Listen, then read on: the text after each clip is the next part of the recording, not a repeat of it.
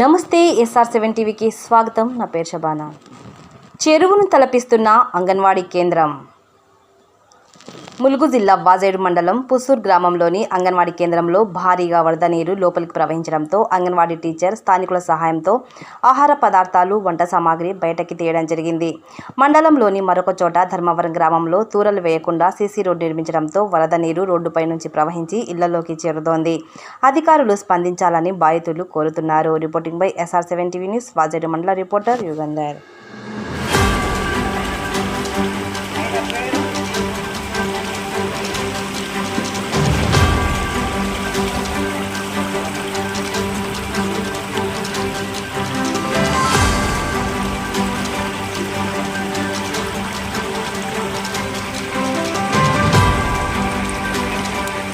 బా బకెట్తోనట పోతా ఉండు బా.